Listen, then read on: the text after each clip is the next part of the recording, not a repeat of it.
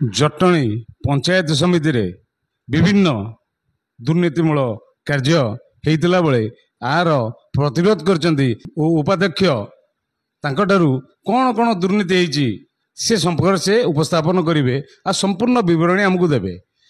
ये जो मैडम गोटे पीसी आम जाचु जे ब्लॉक मानक पीसी चले जेईकर अच्छी बीडीओकर अच्छी समदर ये कथा के दूर सत जटणी ब्लॉक उपाध्यक्ष प्रथम जो आम नवनिर्वाचित आमर प्रथम मीटिंग आरंभ है जटणी पंचायत समिति रे से 2022 प्रथम मीटिंग होता से प्रथम मु आलोचना कली जे पीसी बंद करा जाए पीसी चलो ना पीसी से बंद करने परिवर्ते अधिक अधिक चलवा एवं 2024 पर्यंत चली आम शुणुचु ये पीसी संपर्क में आप उपस्थापन कर रेजोल्यूशन भी पास जे पीसी आम बंद करवा पीसी नवा ना उन्नतिमूलक काम आम सहयोग करवा समस्त सहित रहा यहाँ केदू ठीक संपूर्ण रूपे भूल आगे रेजुलेशन पास होती किंतु ताऊपर किसी कार्यानुष्ठान नि जाए ना ताऊपर कहीं किसी आलोचना करना आपर अधिक अधिक पीसी नि जाउछि। आम पाखे अच्छा पौराध्यक्ष स्वामी तथा तांकर प्रतिनिधि आउ गोटे सामाजिक कर्मी आउ दलीय संगठक तांकटारू पचारि बुझा आज्ञा जिते आमर 2022 रे मो धर्मपत्नी निर्वाचित हो आसला भाइस चेयरमैन नहीं आसला से प्रथम समिति मीटिंग रे से तार प्रस्ताव रखिला जे एटा पीसी मुक्त केमती करा जीवो पीसी पे से अभियोग कला जे पीसी टोटाल बंद करा जाऊ ब्लॉक रे पीसी काहाटू रखा न जाऊ एटा मध्य से समय जे वीडियो थिले तांको रेजुलेशन मध्य पास करा जाइथिला कला बाद से माने भी फुल प्रतिश्रुति देइथिले वीडियो मध्य जे ना कौन समते पीसी रखा जीव नाही किंतु ता परवर्ती समय रे पीसी 15% 20% 30% आज्ञा गाँ गहली लोक जो एजेंसी काम करती गरीब लोक करती से धमकई समकई बिल 6 मास वर्षे 1.5% पकई भयभीत कराई तांकुटू 20 ରୁ 30% नौसंती पीसी आकु गोटे अति गोटे लज्जित जिनस आज्ञा जोटा गोटे व्यक्ति विशेष जोटा कि दलाल साजिटी ब्लॉक रे दीर्घ 2022 ରୁ 24 हेले सकाळ 10टा आसुची राति 9टा पर्यंत एठी रहउची ब्लॉक रे ना से कोनोसी सरकारी पदवी रे अछि ना कोनोसी पॉलिटिकल क्षेत्र पद से लोक जनगटे किए तार नाम प्रकाश करंतु शुणु आज्ञा सी होउछंती लुलु मार्था ताको घर होउची गंगपड़ा से एठी रही राशन कार्ड करदे नौकरी 5,000 टंका बिल करईदे कहते 15 ରୁ 30% नेबी ए कही एठी दीर्घ दिन है आज्ञा चलते जो गरीब लोक ना राशन कार्ड खंडे कर ना आड कर ना नुआ भी कर ना बिल पे आसिले जो साधारण एजेंसी काम कर गाँ गल गरीब लोक हैरान ही डायरेक्ट अभियोग कर मझे डाकी ऑफिस रे निजे उपाध्यक्ष कही जे सब जिन बंद कर तांकर जी रही आमर पीएन को डाकी कहले ना सी कहले लुलु बाबू कह द्वारा होता मझे तागिद कराइला जे ना ये कम करनी से ता परिवर्ते कहार छत्र छाया तल रही से ए प्रकार कार्य करछंती आर गोटे उच्चस्तर तदंत करा जाऊ एटा यदि तुरंत आर पदक्षेप न निया जीवो आमे कलेक्टर पाखु जीवु दरकार पइले नूतन आमर जे मुख्यमंत्री अछन तांकु देखा करिवु दरकार पइले आगामी दिन रे जो विधानसभा चलिवो से जगह आमे धारणा बसेक मध्ये बाध्य हबु एटा पब्लिक प्रॉपर्टी पब्लिक पे खर्च करा जाऊ ये जो एटी घोटला चलची आज्ञा 30 लाख रु ऊर्ध्व हबो ए ब्लॉक रे घोटला करछंती ए ब्लॉक रो डेवलपमेंट कार्य पे ना तार कोनोसी होउची हेइची हमरो जोटा वर्क ऑर्डर करा जाईची ना एस्टिमेट करा जाईची without estimate without work order रे जोटा कि लक्षाधिक टंका लूट करा जाईची लूट रो एतर मास्टर माइंड होउछंती लुलु मार्था जे दीर्घ दिन होला एटे बसी राति 9टा परे जेई एई आउ प्लस रहिले जो माने का छत्र छायर आशीर्वाद रे रही ये जिनस करूछंती से का बेखातिर करी केम चलछंती आज बंद शुणु आज्ञा आपण तो जानते दीर्घ दिन हम गोटे ऑफिसर राज चलता जो माने कि ऑफिसर माने डायरेक्ट न नहीं गोटे इनडायरेक्ट गोटे गोटे लोक चूज करछंती जो मान माध्यम रे से नहीं कार्य चलई दीर्घ दिन हम आपण देखिए चारिआडे सीसी कैमेरा लगी जोटा कि राति 9टा पर्यंत जेई लेडीज सहित बसी कौन मीटिंग कर मद बोतल बदल आप नहीं देखिए आप सीसी कैमेरा मद बोतल आस स्टाफ मानू दि जाऊँगी एटी मद पी फल्स बिल राति जोटा कि राति एटी लगे लंठन लगे जो कम करा जाए पूर्व गोटे पूर्वपुरुष कहते यहीटा ये जगह करा आज्ञा यहीटा को तुरंत यहीटा बंद करा जाऊ आर गोटे उच्चस्तरीय तदंत करा जाऊ। ଆପଣ ये जो दुर्नीति संपर्क में आइले दी तीन टा अन्य आवास फावास योजना भी सब जिन दुर्नीति होइथिबो निश्चिंत। आज्ञा अनेक होती दुर्नीति जोटा पीसी रो डायरेक्ट आप गोटे भिजुआल देखो गोटे चेक टी देइथिले जोटा डिपार्टमेंटली काम होइथिला जोटा काम कि एटा पीसी टा डायरेक्ट अकाउंट रे काटिकी गोटे जेई रखिथिला सेटा को भी देखौछ आपण एटा एपर्यंत अछि से जो लोकटी गरीब लोकटी करथला से मते ने एटा देला गला दौ मते काटिकी रखिथिले आपण कहिला पर पुणी आनी मते देई दिछिन एटा कोन पुओ देखिला सु जो पीसी काटिथिबा निवेदिता महांती जे कि जेई अछंती हमरो से निजे पीसीटी रखिथिले बाय अकाउंट रे भयभीत ही पुणी चेक दे देइछंती नबा लोग रिसीव करथिले प्रदीप बेहरा बरकुदा ग्रामर बाकी जे चेक देइछंती से निवेदिता महांती जोटा कि निजे से धरा पड़ जा भय डाकी पुणी पुनर्बार चेक टी देइछंती एटा पीसी बाबद एटा काटिक रखिथिले आ पूर्वरु जोटा कि आमे वीडियो महोदय को मध्ये हेबे आपनकर अन्य मीडिया भाई मन चैनल वीडियो महोदय पचरा जाउथला जे से सब कथा खंडन करिया सते गले कोन प्रमाण अछि मु ता देखैथिली जे पूर्वरु एटा मु आपन गोटे लिखित अभियोग करथिली एकु देखैली से माने रिसीव जो करथिले तार मद मो मोबाइल फोटो थिला उत्तोलन कहली मैडम देखंतु आपन को अभियोग पत्र रो मोबाइल नकल अछि आपन रिसीव करिया मोबाइल फोटो अछि एत प्रमाण देखैला परे से भयभीत ही वर्तमान ब्लॉग छाड़ी गोटे पलैंती जो पचारे अन्य चैनल मैंने वीडियो हठात उठी गोटे पलैले आर मु कलेक्टर एवं जी देखा करी आपर अभियोग पत्र देवी जे ये जो लुट होची जो ये फल्स बिल होची एथिरे संपूर्ण दायी वीडियो यही जेई एवं से जो दलाल संपृक्त व्यक्ति सी ही मास्टरमाइंड ये घटाऊँ जोटा कि ऑफिसर माध्यम ये लक्षाधिक टंका लुट कर गोटे तो ब्लॉक रे चेयरमैन भी अध्यक्ष अच्छा अध्यक्ष संपर्क में कौन कह शुणु आज्ञा जो अध्यक्ष आमर अच्छा जयंती छोटराय सी आज्ञा जन सरल लेडी सी एतटा अभिज्ञता नहीं जोटा सी सरलता सहित कम क्या से जयंत छोटा जे निज क्या हैरान करना कि एथिरे से संपुक्त ना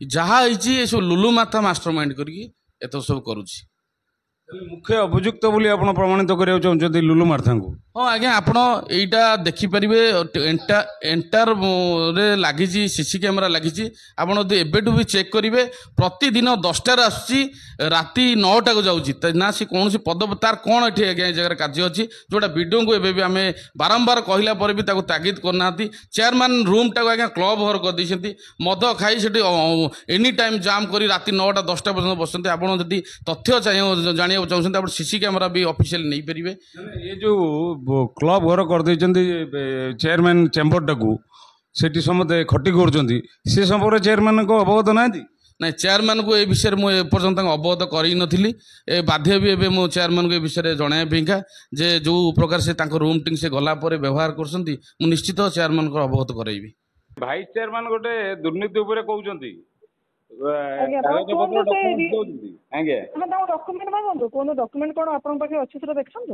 नहीं से डॉक्यूमेंट्स किस देखौछन हमको माने से डॉक्यूमेंट आपन लागु छी कि सेटा ठीक बोले डॉक्यूमेंट आज्ञा से जे डॉक्यूमेंट देखुछन ताकू आपन वेरीफाई करन सेटा ठीक अछि कि नहीं नहीं नहीं को काम रे हेति ता कहू ना जे कहउछन कॉस्ट ले ता कोन काम रो ना से कहि पारे आपन हां से कहउछन 30 लाख टा ब्लॉक डेवलपमेंट काम रे आइतला 30 लाख टा पूरा चलु होईची नहीं नहीं सेटा पचार नहले को काम भाई आतला कौन अरे सेमिति कोन हुई अभी जानछन ना जदि एलिगेशन दे हला तबे स्पेसिफिक करंतु फाइल ना करंतु मो ताको इंक्वायरी करके देबी से कोन हेछि कोन नै से ना कहि परबे ताको पचारले आज्ञा से ना कहि परबे कामर ना से कहि परबे ओ कामर नाटा हां ओ कामर मो पुणी केमिति करबे कोन ले पुणी इंक्वायरी करबी मो तो पुणी कामर ना पे फाइल देखि ये जो करथला हैं पीए पीए शेयर जो वो कथा सुनंदु से आपण काम ना कहि परबेनी आज्ञा बुझि पाले बिकॉज़ तांको पाखे नाही सेमति किछि आपण दियो तो कामर ना अभी दोचंते म इंक्वायरी करबी डेफिनेटली दे देबी जदि भितरे किछि हमर किछि बाबद रे मैडम गोटे चेक रखिचंद रिसीव करी निवेदिता कोन बताना मां दी तांको ना रे से चेक टा भी कहउचंद एटा किछि बाबद रे चेक कलेक्शन हेतला हाँ ठीक अच्छे चेक कपी मत दिंतु मुझे कौन देते क्या किए देता कौन मुझे जानी से अनुसार मुझे इंक्वायरी करके ହଁ ହଁ ନିଶ୍ଚିତ କିଛି ଅସୁବିଧା ନାହିଁ ଯାହା ଦେଲେ ଆମେ ଇନକ୍ୱାରି କରିକି ଦେଇଦେବା। ତାହେଲେ ଆପଣ ମୋଟାମୋଟି ବାବଦରେ ଆଉ ଉପରେ ମତାମତ କଣ ଦେବେ? ଯୋଉଟା ଆପଣ ଦଉଛନ୍ତି ମୁଁ କିଛି ବୁଝିପାରୁନି ଆକ୍ଚୁଆଲି ତା ୱାର୍କର ନାଁ ଥିଲେ ମୁଁ ଡିଟେଲ ଇନକ୍ୱାରି କରିକି ଦେଇପାରିବି। ଯୋଉ ଚେକ୍ ଦେଖୁଛନ୍ତି ସେଟା ସିନା ମତେ ଗୋଟେ କପିଟେ ଦେଇଥିଲେ ମୁଁ ଚେକ୍ ଡିଟେଲଟା ଜାଣିବି। ମୁଁ ଆକାଉଣ୍ଟ କରିକି ଗୋଟେ ଚେକ୍ ବିଷୟରେ କିଛି କହିପାରିବି ମତେ କହିଲେ? ଯେ ଚେକ୍ ରେ ଯାଇଛି ପଇସାଟା କିଏ ଦେଇଛନ୍ତି କୋଉଥିପାଇଁ ଦେଇଛନ୍ତି ଚେକ୍ ତ ଦଉଛନ୍ତି ଆମେ ପର୍ସନାଲ ଚେକ୍ ବି ଦଉଛେ ସେ ଚେକ୍ ଟା କଣ ମୁଁ ତ ତାକୁ ଦେଖିନି ବି ଖାଲି ସେ ଦୂରକୁ ଦେଖାଉଥିଲେ ଯେ ଏଇଟା ଗୋଟେ ଚେକ୍ ଅଛି ତା ଡିଟେଲ୍ସଟା ନ ଜାଣିଲେ ମୁଁ କଣ କିଛି ଦେଇପାରିବି ଆନ୍ସର କରିକି ଆନ୍ସର ଦେବି। ଆଜ୍ଞା ହଁ ଆପଣ ଏତିକି କହିପାରିବେ ଭିଡ଼ିଓ କଲ୍ ଡିଟେଲ୍ସ ଦେଲା ପରେ ସେ ଇନକ୍ୱାରି କରିକି ଜଣେଇଦେବେ କ'ଣ ହେଇଛି। ଚେୟାରମ୍ୟାନ୍ ତାଙ୍କ ଯୋଉ ସ୍ୱାମୀ ଯୋଉ ଆଣୁଛନ୍ତି ଅଭିଯୋଗ କଣ ସେ ସବୁ? କଣ ହେଇଛି କଣ ଭାଇସ୍ ଚେୟାରମ୍ୟାନ ଇଏ ତା ସ୍ୱାମୀ ନା ନାଇଁ ସ୍ତ୍ରୀ ଦି ଜଣ ଯାକ ଆଣୁଛନ୍ତି ଅଭିଯୋଗ କଣ ସାଧାରଣ ଅଫିସ ମୁଁ ଯାଉଛି ମୋର କଣ ଅଛି ସେ ମୋ ନାଁରେ କଣ କହୁଛି ମୁଁ ବି ଜାଣିପାରୁନି। କଣ ମାନେ ସିଏ କଣ କରୁଥିବ ତାର କଣ ରାଗ ଥିବ କଣ ତ ମୁଁ ଜାଣିନି। ତା ସ୍ତ୍ରୀ ବି କହୁଛି ହଁ ଦି ଜଣ ଯାକ ଭାଇସ୍ ଚେୟାରମ୍ୟାନ ହଜବେଣ୍ଡ ଦି ଜଣ ଯାକ ତ ଡାଇରେକ୍ଟ କହୁଛନ୍ତି। ଆଉ କହିବେ କଣ କରିବା ଯେ କହୁନ ଭାଇ। ତାପରେ 30 ଲକ୍ଷ ଟଙ୍କା ଯୋଉ ଉନ୍ନୟନ କାର୍ଯ୍ୟ ପାଇଁ ଆସିଥିଲା ସିଏ ବି ଚଳୁ। ହଁ ଏଇ ସବୁ ଉପରେ ସେ ଆରେ ତାକୁ ମୋ କଥା ସରକାରଙ୍କ ବହୁତ ଆଇନ ଭାଇ ଅଛି। ତୁ ଯଦି କିଏ ଖାଇଦେଇଛି କି ଫଲସିଲି କରିଦେଇଛନ୍ତି ତୁ ତୋର କାଢିକି ଦେଖଉନୁ। ଯଦି ଯିଏ ଖାଇଦେଇଛି ସେ ଦଣ୍ଡ ପାଇବ କଣ ଯଦି କୋଉଠି କଣ ଭୁଲ ଥିବ ତ ଦଣ୍ଡ ପାଇବ ସିଏ ଅସୁବିଧା କଣ। ଆଉ ମୁଁ ବ୍ୟକ୍ତିଗତ ଯାଉ ସମସ୍ତେ ଯାଉଛନ୍ତି ଅଫିସ ମୁଁ ଯାଉଛି ଯଦି ମୁଁ ରାତି 10ଟା ଯାଏଁ ରହୁଛି ବୋଲି ସେ ପ୍ରମାଣ ପାଉଛି ଡାକି ଗାଳି କହୁନି। ଜଟଣୀ ବ୍ଲକରେ ଚାଲିଛି ପିସି କାରବାର ଏ ସମ୍ପର୍କରେ ଉପାଧ୍ୟକ୍ଷ ଆଉ ତାଙ୍କ ସ୍ୱାମୀ ଦୁଇ ଜଣ ଯାକ ବିସ୍ତୃତ ଭାବରେ ପିସି କାରବାରର ତଥ୍ୟ ରଖିଛନ୍ତି କିନ୍ତୁ ଇଏ ଯଦି ସତ ହେଇଥାଏ ତାହେଲେ ସାଂଘାତିକ। ଏ ସମ୍ପର୍କରେ ବିଡିଓ ମହାଶୟଙ୍କ ସହିତ ବି ଯୋଗାଯୋଗ କରିଥିଲୁ। ବିଡିଓ ମହାଶୟ ତା ଉପରେ ତଥ୍ୟ ସହିତ ପ୍ରମାଣ ପଚାରିବାକୁ କହିଥିଲେ। ବିଡିଓ ମହାଶୟ ତା ଉପରେ ତଦନ୍ତ କରିବେ ଆଗକୁ ଯିବେ ସେ କଥା ସେ କହିଛନ୍ତି। କିନ୍ତୁ ଏସବୁ ସତ୍ତ୍ୱେ ଜଣେ ବାହାରର ଲୋକ କୌଣସି ପଦପଦବୀରେ ନ ରହି ଦିନ 9ଟାରୁ ରାତି 10ଟା ଯାକେ ବ୍ଲକ ଭିତରେ ରହିବା ଏଇଟା କେତେ ଦୂର ସମୀଚୀନ ସେ ସମ୍ପର୍କରେ ଆମେ ଜଣେ ସାମାଜିକ କର୍ମୀ ଆଟେଦାରୀ ତାଙ୍କୁ ପଚାରିବା। ଜଣେ ଲୋକ କୌଣସି ପଦପଦବୀରେ ନାହିଁ ଦିନ 9ଟାରୁ ଆସୁଛି ରାତି 12ଟା ଯାଉଛି ସେ ସମ୍ପର୍କରେ ଡାଇରେକ୍ଟ ଅଭିଯୋଗ ବି ହେଇଛି। ସେମାନେ ବି କହୁଛନ୍ତି ସିସିଟିଭି ଦେଖନ୍ତୁ ଏଠି କ'ଣ କାର୍ଯ୍ୟକ୍ରମ ଚାଲିଛି ସେ କ'ଣ କହିବେ। ଜଟଣୀ ବ୍ଲକ ବର୍ତ୍ତମାନ ବ୍ଲାକ କାର୍ଯ୍ୟାଳୟରେ ପରିଣତ ହେଇଛି। ପିସି ଏଠି ଅନ୍ଧାଧୁନିଆ କାରବାର ହେଉଛି। ବହୁତ ଦିନ ଧରି ନିର୍ମାଣ କାର୍ଯ୍ୟ ହେଇଥିଲେ ବି ମଧ୍ୟ ଠିକାଦାର ମାନେ ପିସି ନ ଦେଇ ପାରିବାରୁ ତାଙ୍କ ବିଲ୍ ବି ମଧ୍ୟ ବହୁତ ପେଣ୍ଡିଂ ହେଇକରି ପଡ଼ିଛି। ତାପରେ ମୁଖ୍ୟତଃ ଏଠି କର୍ମଚାରୀଙ୍କର ଅଭାବ। ବହୁ ମୁଖ୍ୟ କର୍ମଚାରୀ ଯାହା ଉପରେ ଟୋଟାଲ ବ୍ଲକଟା ନିର୍ଭର କରେ ଯଥା ଜିପିଓ ଏବେ ଜଏନ୍ କଲେ ସେ ବର୍ତ୍ତମାନ ଅଗଷ୍ଟରେ ରିଟାୟାର୍ଡ କରିବେ। ତେଣୁ ତାଙ୍କ ଜଏନ୍ କରିବାରେ ଏଠି କ'ଣ ମୂଲ୍ୟ ରହିଲା ସେ ତ ତାଙ୍କ ଫାଇଲ ପତ୍ର ଚାଷ କରିପାରିବେନି। ଲୋକଙ୍କର କ'ଣ କାମ କରିବେ। ଏଠି ଏବିଡିଓ ଦୀର୍ଘ ବର୍ଷ ହେଲା ନାହାନ୍ତି। ଏଠି ଆକାଉଣ୍ଟସ ଅଫିସର ନାହାନ୍ତି। ଏ ଗୋଟେ ସମ୍ବେଦନଶୀଳ ବ୍ଲକ 15ଟି ଗ୍ରାମ ପଞ୍ଚାୟତକୁ ନେଇକି ଏ ବ୍ଲକ। ତେଣୁ ରାଜଧାନୀ ଉପକଣ୍ଠରେ ଏ ବ୍ଲକଟି ଅଛି। ତେଣୁ ବହୁ ଦୂର ଦୂରାନ୍ତରୁ ପାଖାପାଖି ଏଠୁ 22 କିଲୋମିଟର ଦୂରରେ ପଡ଼ୁଛି ଏ ବ୍ଲକର ପରିସୀମା। ସେଠୁ ଲୋକ ଖର୍ଚ୍ଚାନ୍ତ ହେଇକରି ଆସିବ। ଏଠିକି ଆସିଲେ ସାର୍ ନାହାନ୍ତି, କିଏ କହିବ ମ୍ୟାଡ଼ାମ ନାହାନ୍ତି, କିଏ କହିବେ ବାବୁ ନାହାନ୍ତି, ଲୋକଟି ଫେରିକିରି ଯିବ। ତେଣୁ ଏଠି କୌଣସି କାମ ହେଉନି। କେବଳ ଏହାକୁ ଚାରିପଟେ ଗୁଡ଼ାଏ ବ୍ଲକକୁ ଗୁଡ଼ାଏ ମାଫିଆ ଘେରିକିରି ଅଛନ୍ତି। ବିନା ଦଲାଲରେ ଏଠି ଫାଇଲ ଘୁଞ୍ଚୁନି। ଯେଉଁ ଲୋକ ଆସୁଥାଏ 9ଟାରୁ ରାତି 10ଟାକୁ ଯାଉଥିବ ନାଇଁ ବ୍ଲକରେ ତ 5ଟା ବାଜିଲେ ସମସ୍ତଙ୍କର କାମ ବନ୍ଦ, କିନ୍ତୁ ଏଠି ରାତି ଅଧିଆ ଅଫିସ ଚାଲିଛି। ତେଣୁ କିଏ ଆସୁଛି କ'ଣ କରୁଛି ସେ ବାବଦରେ ମୁଁ କିଛି କହିପାରିବିନି। କିନ୍ତୁ ଏଠି ମଧ୍ୟସ୍ଥି ନହେଲେ ଏଠି କିଛି କାମ ହୁଏନି। ସାଧାରଣ ଭତ୍ତାଟା ବି ହେଲେ ମଧ୍ୟସ୍ଥିର ଆବଶ୍ୟକତା ପଡ଼େ। ବିଲ୍ କରିବା ପାଇଁ ହେଲେ ମଧ୍ୟସ୍ଥି ଆବଶ୍ୟକତା ପଡ଼େ। ୱାର୍କ ଅର୍ଡର ନେବା ପାଇଁ ହେଲେ ମଧ୍ୟସ୍ଥି ଆବଶ୍ୟକତା ପଡ଼େ। ତେଣୁ ବିନା ମଧ୍ୟସ୍ଥିରେ ଏଠି ସିଧାସଳଖ କୌଣସି ହିତାଧିକାରୀ କାମ ପାଆନ୍ତି ନାହିଁ। ଆଉ ପିସି ସମ୍ପର୍କରେ ପିସିଟା ସରକାର ମାନେ ଗୋଟେ ଆଇନରେ ମାନେ ପରିଣତ କରିବା ଦରକାର। ସମସ୍ତେ ଜାଣନ୍ତି ଯେ ପିସି ଯାଏ, ବିନା ପିସିରେ କୋଉଠି କାମ ହୁଏନି। କିନ୍ତୁ ଜଟଣୀ ବ୍ଲକରେ ସବୁ ବ୍ଲକ ଅପେକ୍ଷା ମୋର ଅଭିଜ୍ଞତା ଭିତରେ ମୁଁ ଯେତିକି ଜାଣିଛି ଏଠି ଯଥେଷ୍ଟ ଅଧିକା ପିସି ନହେଲେ ତ କାମ ହେଇପାରିବନି। ଏଇଟା ସରକାର ଟିକେ ତାକୁ ଆଇନରେ ମଧ୍ୟ ପରିଣତ କରିଦେବା ଦରକାର। ବିନା ପିସିରେ କିଛି କାମ ଜଟଣୀ ବ୍ଲକରେ ନୁହଁ ସାର୍, ବିନା ପିସିରେ କୌଣସି କାମ ହୁଏ ନାହିଁ। ଆପଣ ଜଣେ ଆର୍ଟିଆଇ ଏ ସମ୍ପର୍କରେ ସ୍ପଷ୍ଟ ମତ କଣ ରଖିବେ? କ'ଣ ସ୍ପଷ୍ଟ ମତ ରଖିବୁ? ଆର୍ଟିଆଇ ମାଗିଲେ ମାସ ମାସ ଧରିକି ଏଠି ପଡୁଛି, ତାର ରିପ୍ଲାଏ ବି ମଧ୍ୟ କିଛି ନାହିଁ। ତେଣୁ ଏଠି ସରକାର ନୂଆ ସରକାର ଆସିଛନ୍ତି, ବିଜେପି ସରକାର ଆସିଛନ୍ତି। ତେଣୁ ମାନ୍ୟବର ମୁଖ୍ୟମନ୍ତ୍ରୀ ବି ସେମିତି ଦକ୍ଷ ମୁଖ୍ୟମନ୍ତ୍ରୀ ହେଇଛନ୍ତି।